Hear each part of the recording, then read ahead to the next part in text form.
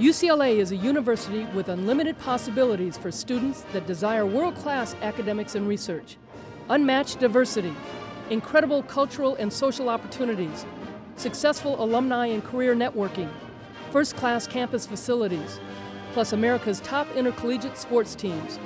Located in Westwood, just a few miles from the Pacific Ocean, UCLA's 1 square mile campus is surrounded by famous cities such as Bel Air, Beverly Hills, Brentwood, and Santa Monica.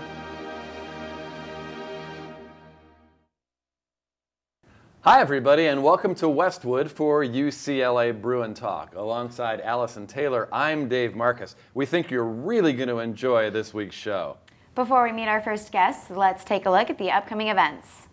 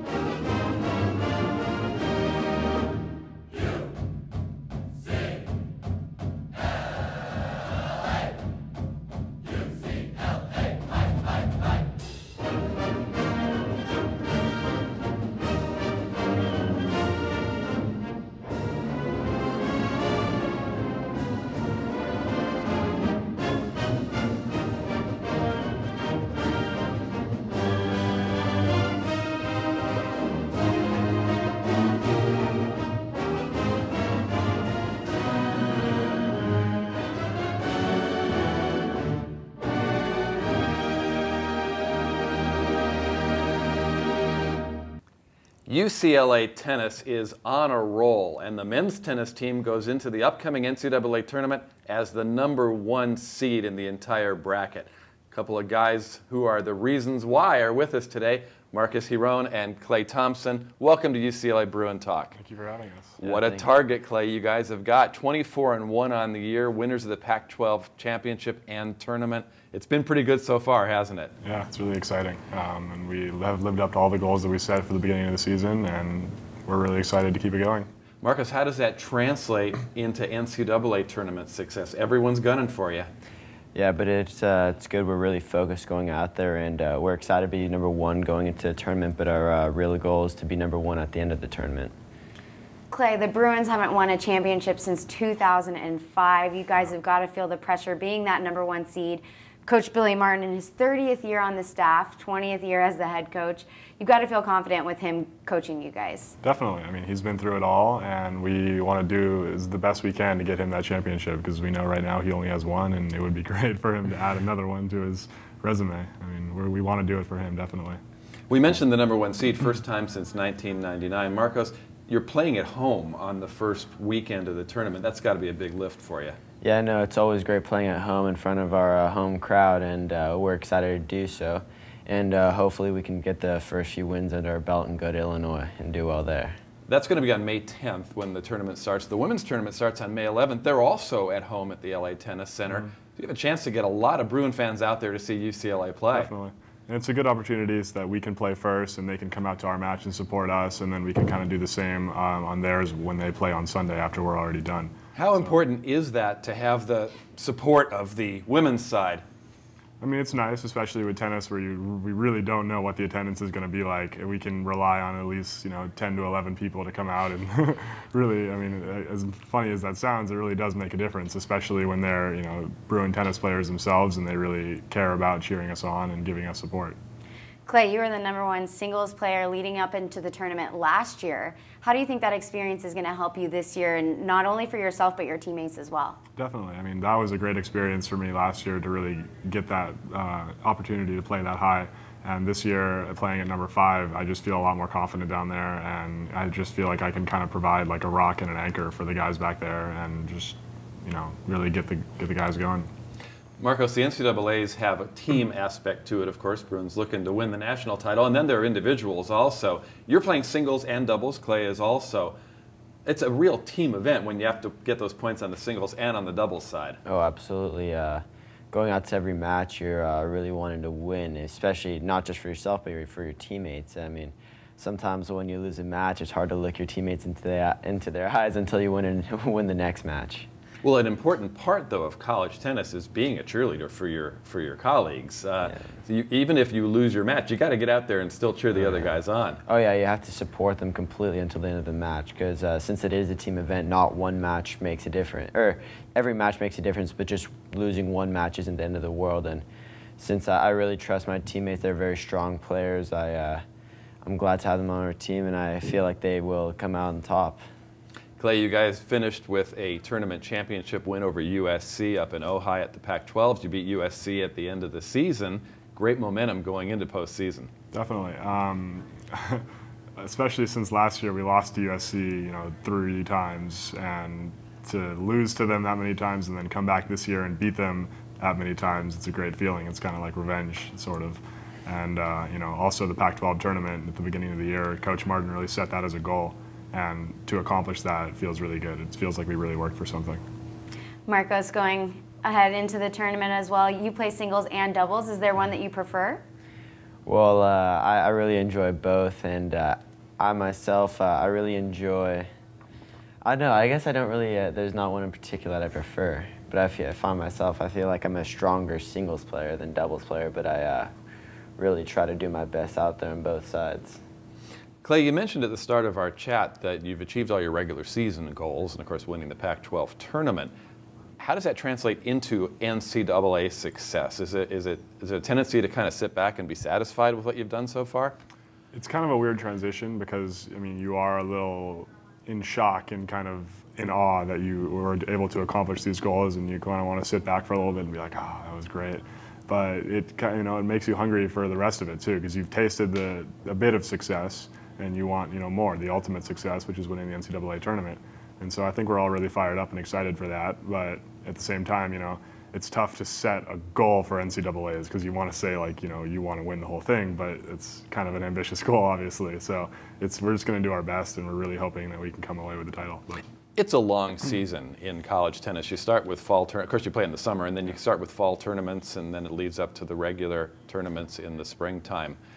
Is there a danger of peaking too soon, or are you just trying to get better every time out? Oh, there's definitely a danger of peaking too soon, and we don't want to fall into that category. We want to be able to take our breaks when we need them and be able to play at our best when our best is needed. But I found myself waking up this morning and I was like, I'm so excited for the NCAA tournament, but at the same time, 3 more weeks and I'm done to get a little bit of rest. So there's that kind of plays on you, and you definitely want to peak for when the time's right. Marcos, we're talking about how lengthy this season can feel, sometimes mentally, physically, emotionally grueling. How do you make sure that you stay on the top of your game when you need to be on the top of your game? Obviously, you want to ebb and flow throughout the year. Well, it's really just about making sure every time you go out there and practice, really give it your all and be focused. All the guys on the team have been playing tournaments for many years now, and they're all used to playing a full season of tennis. And so playing all year round really doesn't take too. I mean, it puts a lot of stress on our body, but we're all used to it. So, and we've all played many tournaments, so we know when, we know how our bodies work in order to peak at the right time. Marcos, you've had the experience of playing juniors at some of the great venues in tennis, 3 of the 4 majors, Wimbledon, Roland Garros, and the U.S. Open. How have those experiences prepared you for the pressure of getting into a tournament like the NCAAs? Oh, it's really helped a lot, especially since now I know what it's like to be out there on the big-time stage, and so really every single tournament I don't feel overwhelmed by it, and so it's a key to not psych yourself out too much beforehand and put too much pressure on yourself, but go out there and feeling comfortable in the situation. Clay, the court is the same dimensions no matter where you play. Yeah. How do you shake out the distractions of what's outside those lines? That's a tough question for me. I like to usually play with the distractions. I mean, it's kind of fun, especially in college tennis when you have a crowd out there. It's kind of fun to get them involved, and I think I do a pretty good job doing that. So I'm not the best person at just staying, in between the lines, I would say. I'd say Marcos is a lot better. But I don't know. It's fun. But that works for you. Yeah, it's whatever works for whatever player. I mean, I like the distractions. I like the crowd, and some players are better at focusing. I can lose my concentration very fast, and that can definitely work in negative ways. But I try and keep it the most positive I can. Marcos, we were talking about earlier how you play in singles and doubles. I just want to talk a little bit about coming into college and all of a sudden you're part of this team. Tennis, a lot of the time, is thought of as this individual sport until you get to college. But how do you make that transition into having to be a team player and support your teammates out on the court? Well, growing up, we always hear about college tennis. Like, that's kind of one of the things, being in the U.S., college tennis is kind of one of those things that you always strive to go to, hopefully get scholarship and be able to play for a team. And so coming to college, I kind of knew what to expect, to be in a team atmosphere. And really in the fall, you really get to meet the guys and become a part of the team. And once the season starts, after playing match after match, it just kind of, before you know it, you really webs together and you feel like a team. Clay, one of your answers just gave me a little more insight into the two of you sitting here. Marcos, your role model, Roger Federer, very controlled inside the lines. Clay, Sam Querrey, a different kind of player. What is it about those players that have made you pattern your tennis after them? Marcos first, Roger Federer.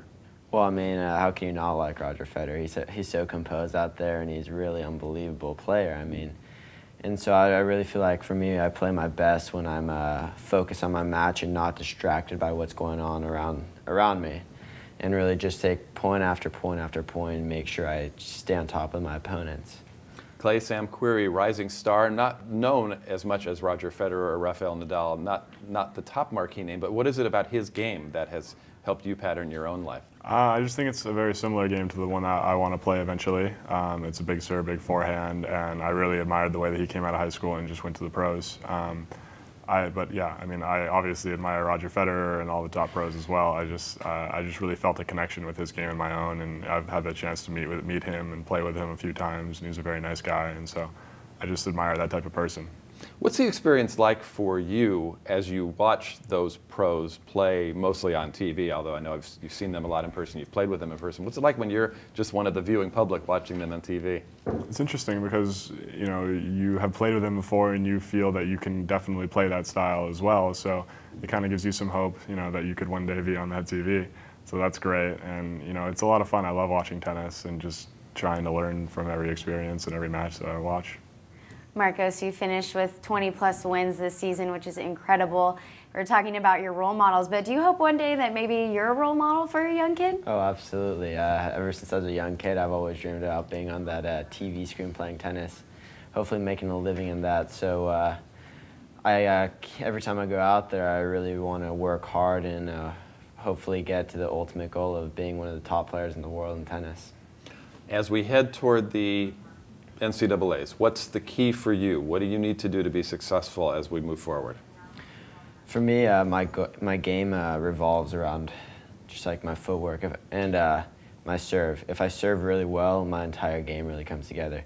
I know I might not be the tallest guy out there, but it really is it really helps when you're serving well. It's a one shot in tennis that it's completely on you, that you can dictate, you can start from the beginning, and it makes life a hell of a lot easier if you're serving well. Okay, speaking to one of the tallest guys out there, Clay, what do you need to do to be at your best at the NCAAs this year? I think fitness is a big factor, being tall and, I kind of lunge around, labor around. So I'm doing a lot of running and a lot of, sprints, stuff like that, just to stay in shape. And, the more explosive I am, the better. It's really all it comes down to. I feel like I'm playing really well right now. It's just the matter of whether or not I can last in the Illinois heat.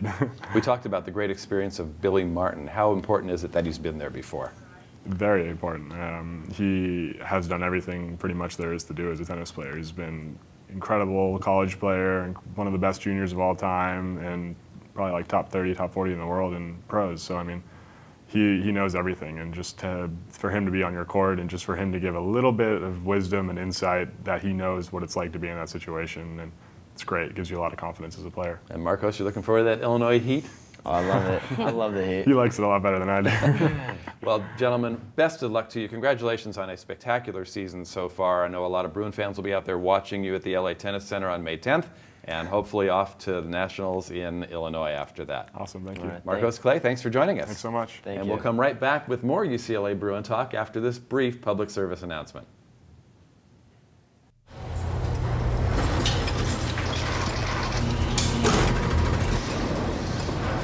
A trophy can be made just about anywhere. But there's one place where champions are made.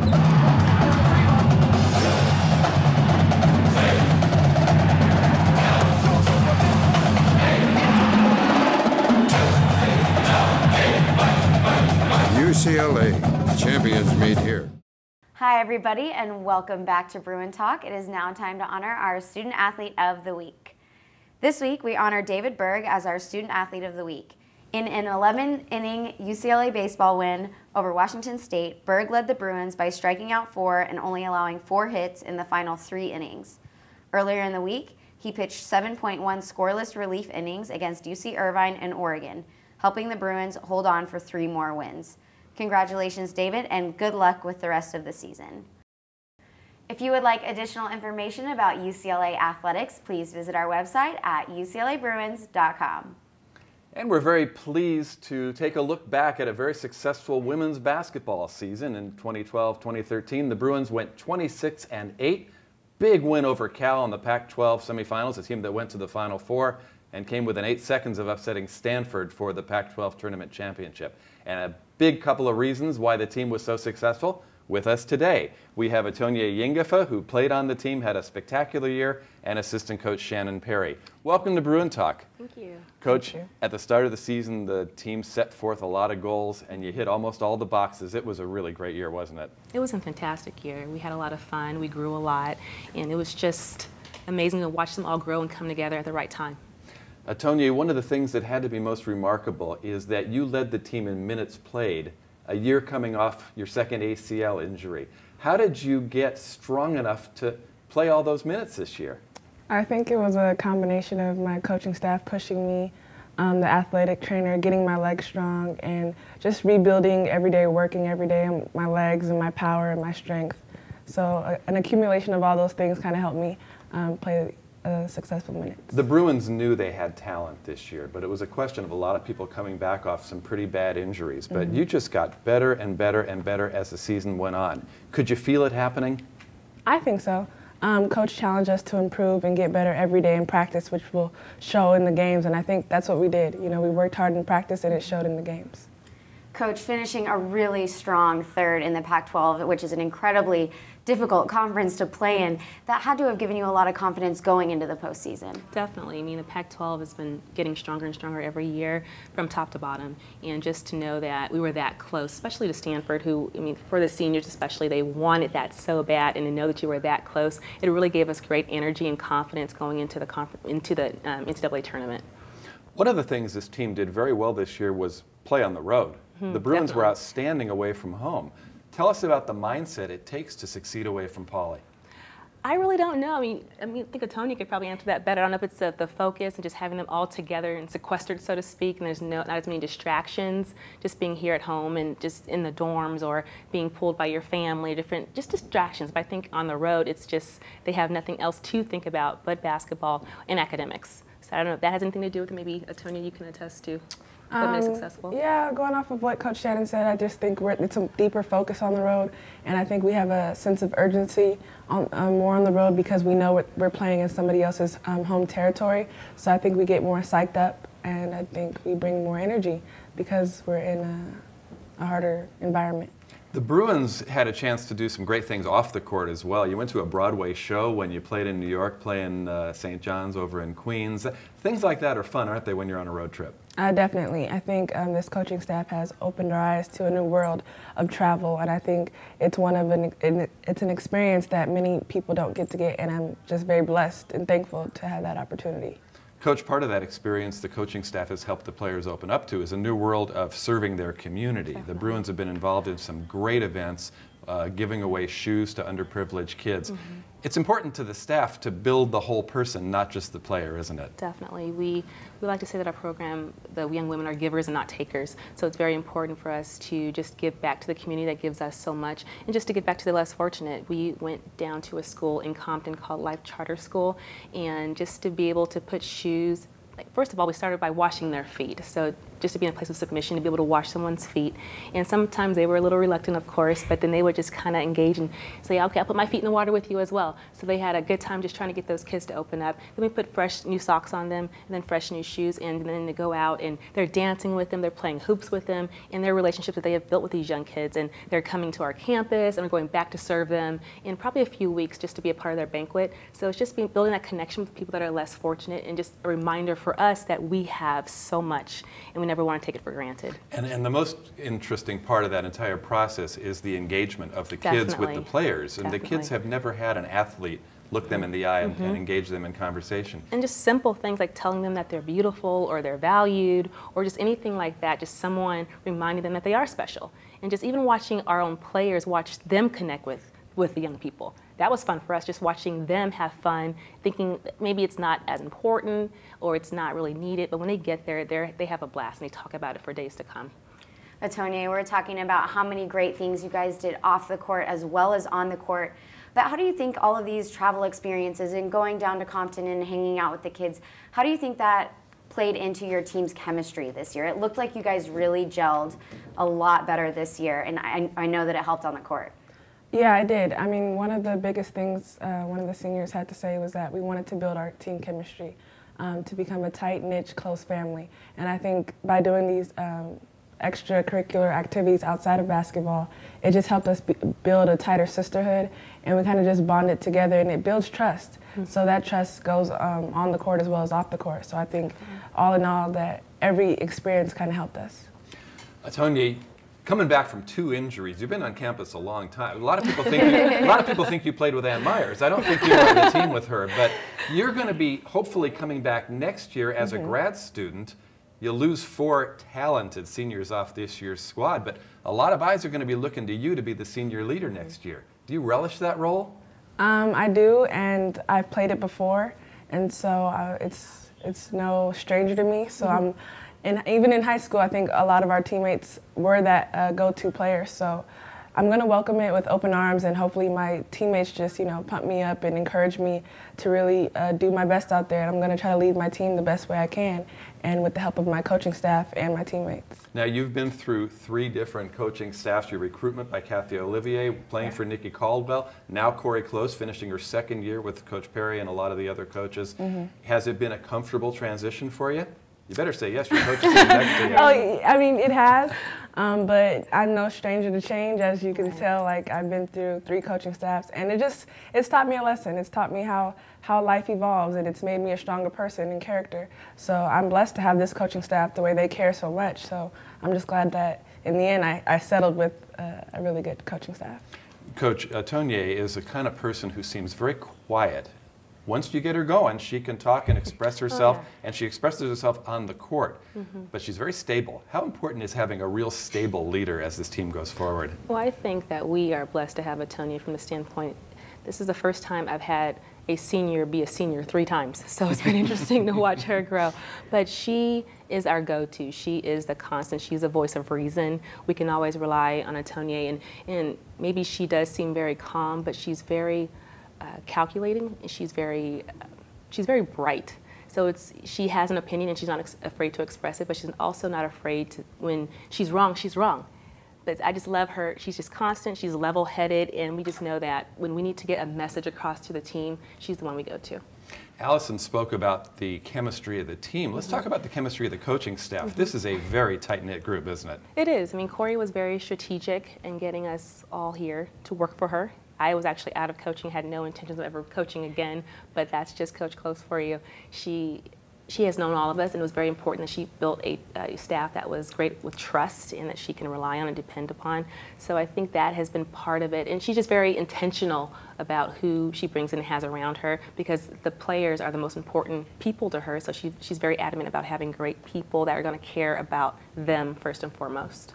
You had a coaching experience at Duke, very prominent next to Gail Guest-course, started out at that school across town. And you mentioned out of coaching to pursue some personal goals for a couple of years. How's it been getting back in it? It's been fun. I mean, Corey, what I love about her, she allows us to work from our strengths and do things that we really enjoy. And of course, you always have parts of your job that are not so fun. But to be able to just focus on things that I enjoy doing, like the mentorship and leadership and teaching, it makes coming to work easy. I mean, I have some colleagues in the profession that are miserable, but I actually enjoy coming to work every day. Atonye Nyingifa is such a lyrical name. Are people surprised to find out your middle name is Jennifer? Yes. I actually put that sometimes on like something people don't know about me because I don't know where my parents got it from. I guess my mom wanted to balance out my Nigerian side with a more subtle name. But I mean, I've had a lot of compliments on my name, so I'm just blessed to have a different name that people never heard before. And you get to hear it pronounced a lot of different ways, don't you? Yes, a lot of people butcher my name, but and my parents tell me all the time on TV, like, they said your name wrong, or they said this. But I mean, it's just an opportunity for me to teach people how to pronounce my name and about my culture, so. T, we talked about a lot of the seniors who are graduating from UCLA. You're coming back. It's going to be a real different looking team next year, not as post-oriented. How do you think the team's going to transition from the style you played this year to the style you'll be playing in the future? It's going to take some time. I mean, like you said, we had 3 very important seniors that played a lot of minutes, but I think our team is savvy and we're smart and we're quicker. So I think we're going to have a lot of positives on our team that are going to contribute to a lot of wins next year. Well, it was a great season this year, and next year another challenging schedule. Coach, that's part of the philosophy, get tough by playing a tough non-conference schedule. Definitely. I mean, I think that is what propelled us into having a successful Pac-12 season. So we're no stranger. We're not scared. We don't fear any kind of opponent. We want to go up against the very best. And of course, we want to be strategic about that. But we are excited about these young women because I do believe we will have another successful year. And success is always defined differently from season to season. But we do have some great returners, and Atonye, obviously, and Thea Limburger as our seniors next year. It's funny how these classes change. They just keep evolving. But we do have some eager freshmen, current freshmen, and then in the sophomore class wanting to play again, like Corinne and Rama, who are now, I mean, what class are they now? So they're going to be juniors again. So we have some people that are ready to play. We didn't even see this year. Lauren Holiday. So there are a lot of young people that did not play last year that are ready to play and step in and fill some really big shoes. Well, one thing is true. The consensus was all this season, and looking forward, the Bruins are one of the talks of college basketball, a program on the rise, and it's a great pleasure to have you in here and looking forward a little bit toward the future. Thanks for having us. And thank you for having us in your homes for UCLA Bruin Talk. We are thrilled to be with you. Allison and I are going to be back next week with another great show. Until then, I'm Dave Marcus saying so long from Westwood.